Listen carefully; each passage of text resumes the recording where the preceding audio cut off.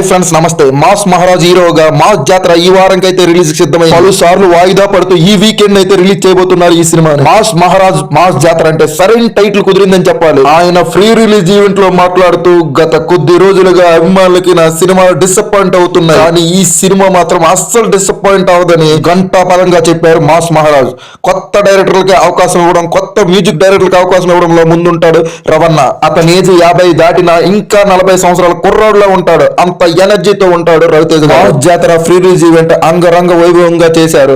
ఈ free release event కి తమిళ super star సూర్యని special guest గా పిలిచారు. సూర్య మాట్లాడుతూ రవితేజ గారిలో అప్పటికప్పుడు కామెడీ టైమింగ్ ఎవరికి రాదు, కామెడీ చేయాలంటే అంత ఈజీ కాదు. రాజేంద్ర ప్రసాద్ గారు మాట్లాడుతూ ఈ సినిమా చూసిన తర్వాత 2 తెలుగు రాష్ట్రాలు మా సినిమాని మెచ్చుకుంటాయి, అలాగే వీలైతే కొందరు సన్మానం కూడా చేస్తారని చెప్పారు. బహుశా ఈ సినిమాలో ప్రభుత్వాల గురించి పొగిడే సీన్లు ఏమైనా ఉన్నాయా, లేక శ్వాసల మెసేజ్ ఏమైనా ఈ సినిమాలో గట్టిగా పెట్టారేమో, మరి ఈ విధంగా అతను స్టేట్మెంట్ ఇవ్వడం అయితే జరిగింది. నవీన్ చంద్ర గారు అయితే అరవింద్ సమేత తరువాత అంత పెద్ద క్యారెక్టర్, అంత వెయిట్ ఉన్న క్యారెక్టర్ అయితే నాకు ఈ మాస్ జాతర సినిమాలో దక్కిందన్నారు. హీరోయిన్ శ్రీలీల మాట్లాడుతూ నాలోనే అసలైన మాస్ అవతారం చూస్తారన్నారు. సంగీత దర్శకుడు భీమ్స్ మాట్లాడుతూ ఆల్మోస్ట్ సూసైడ్ దాకా వెళ్ళాను, నాకు అవకాశం లేక మా ఫ్యామిలీని పోషించుకోలేక, అలాంటప్పుడు రవణ అవకాశం ఇచ్చాడు, నా జీవితానికి పునర్జన్మ ఇచ్చాడని మాట్లాడారు. స్టేజ్ మీదే అమ్మా నాన్న మీకు ఒక విషయం చెప్తున్నాను, ఈ రోజు మీరు గాని నేను గాని 4 వేళ్ళు లోపల వెళ్తున్నాయంటే అది రవణ దయ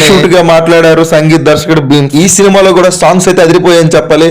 మనకి చూపులతో గుచ్చి గుచ్చి సాంగ్ మ్యూజిక్ నైతే రిపీట్ చేస్తూ మెరలో అనే సాంగ్ అయితే ఒకటి కంపోజ్ చేయడం జరిగింది. అలాగే శ్రీకాకుళం యాసలో ఓలే ఓలే సాంగ్ అయితే ఒకటి అదిరిపోయింది. అలాగే మాస్ జాతర అంటే మాస్ సాంగ్ ఉండాలి కాబట్టి సూపర్ డూపర్ అనుకున్న సాంగ్ అయితే అదిరిపోయాయి సాంగ్స్ అయితే. ఈ సినిమా నిర్మాత ఎవరంటే, ఎవరు ఆడియో ఫంక్షన్ లో మాట్లాడితే అభిమానులు పొంగుతారో, ఎవరు మాట్లాడితే కాంట్రవర్సీ లేపుతాయో, ఎవరు మాట్లాడితే ఫ్రెష్ గుండెల్లో దడలు పుట్టిస్తాడో అలాంటి గొంతు కాస్త వెనకబడింది. అతడే నాగవంశి.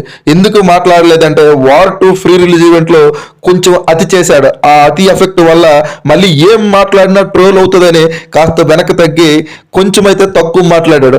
నాకు తెలిసి 2-3 సినిమాల తర్వాత మళ్ళీ బౌన్స్ బ్యాక్ అయిన తర్వాత బాస్ ఈజ్ బ్యాక్ లాగా మళ్ళీ మైక్ పట్టి దడదడలాడిస్తాడని కోరుకో. సొంత కష్టంతో పైకి వచ్చి బ్యాక్గ్రౌండ్ ఎవరి సపోర్ట్ లేకపోయినా తన కాలు మీద తనే నిల్చొని ఇంత పెద్ద స్టార్ అయిన రవణ సినిమాకి, అలాగే ఎంతో మంది కొత్త డైరెక్టర్లకి, కొత్త మ్యూజిక్ డైరెక్టర్లకి, కొత్త హీరోయిన్లకి అవకాశం ఇచ్చిన మనసున్న మాస్ మహారాజు మాస్ జాతర సినిమా పెద్ద హిట్ అవ్వాలని కోరుకుందాం. ఆల్ ది బెస్ట్ మాస్ జాతర.